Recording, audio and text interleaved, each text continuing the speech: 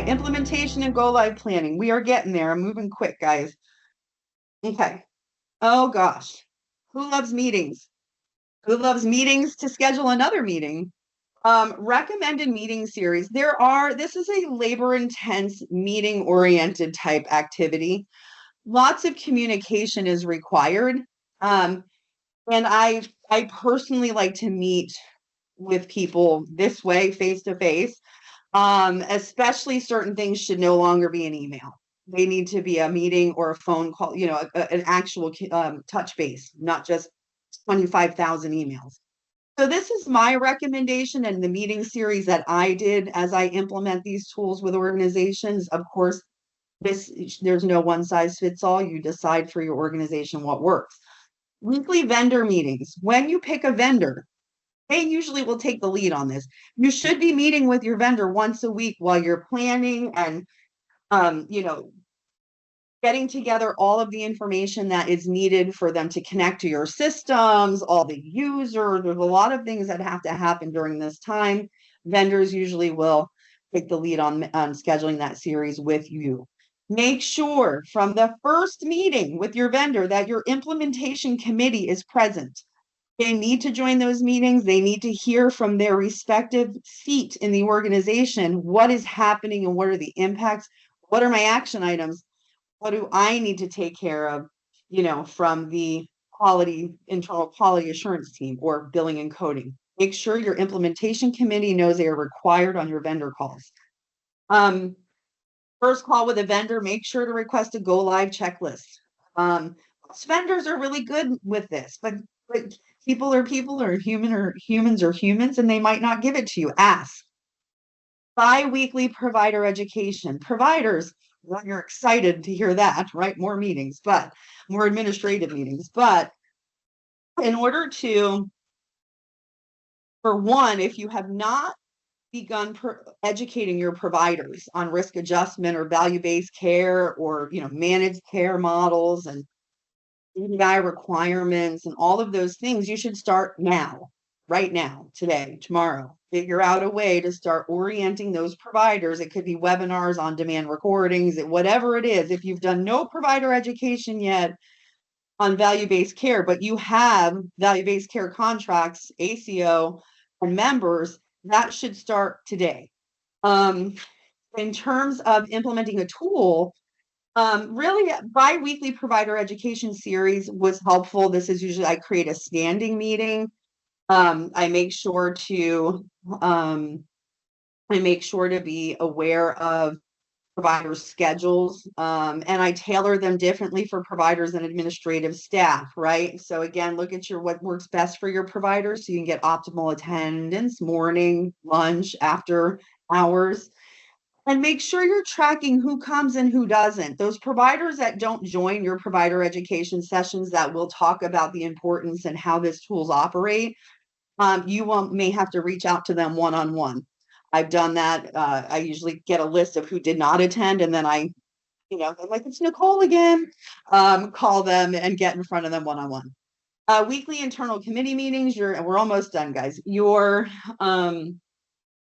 implementation planning committee, you should be meeting with them weekly. All of you should be meeting weekly. Usually I like to meet the day before my vendor meeting so that I can have all my questions or things we've been working on all week trying to figure out ready to go, so that when I meet with the vendor, we all meet with the vendor, we're bam, bam, bam, and we can make the most, get the most outcome out of that meeting and have a meaningful meeting. Administrative and staff weekly touch points. Your provider training on these tools will not be the same as your administrative staff training. These have different workflows. You'll want to also engage your administrative staff, meaning CDI team, billers, coders. This is not your implementation. That's the leadership. This is everybody working in the weeds. They need to understand how to use the tool and have workflow revisions, if necessary, looked at and completed. All right, almost to the end, guys. Key workflow areas. This is the last section before a couple words about compliance, and then we'll get to the QA, and thank you for being patient. Key workflow areas to review and revise. Again, medical practice. What's happening today in your offices? Does the MA do any chart prep for the patient?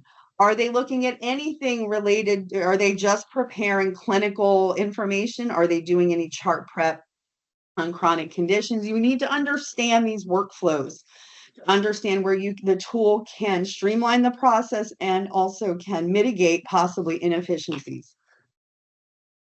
CDI team absolutely needs to be involved. So we talked a little bit before, I'm going to reiterate it again. AI and CDI does not replace CDI staff. It should minimize the number of staff you need. And I'm going to talk real quickly about a few areas where your CDI team, their focus may become a little bit different, but their expertise is just as valuable. For example, doctor, you've implemented the tool, and the provider, I don't want to just say doctor, your provider is rejecting every condition that's presented to them. That should trigger a report be pulled, manual CDI reviewed, and then provider education formulated out of that. Maybe they're rejecting everything because they didn't understand the training of the tool. It can have a huge financial implication to you if your provider's rejecting everything out of the tool.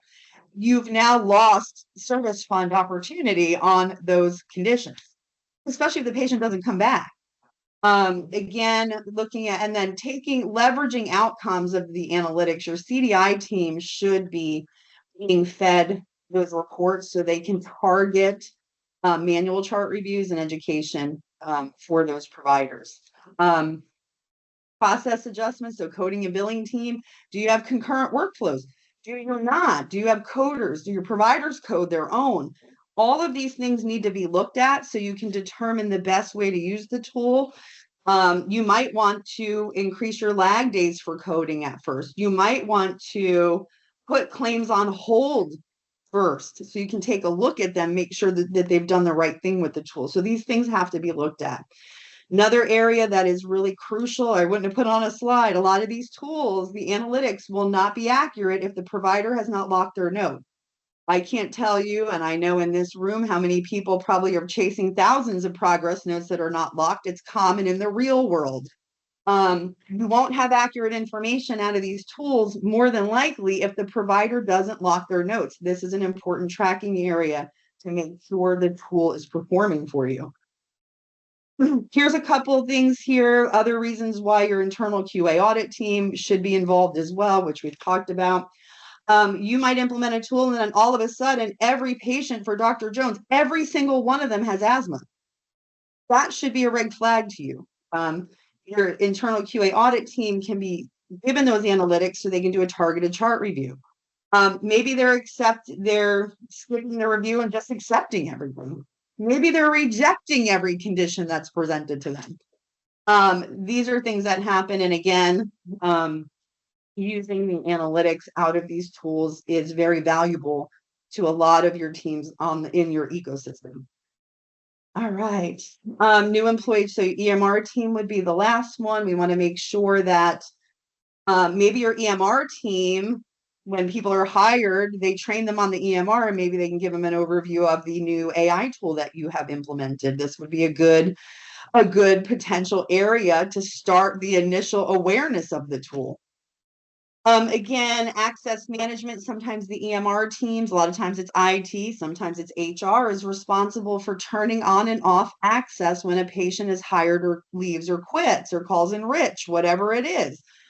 You want to make sure that the access is disabled. A lot of these tools not only go directly through the EMR, but there is a internet or a dashboard in the cloud that you log into outside of the EMR that would also need to be shut down.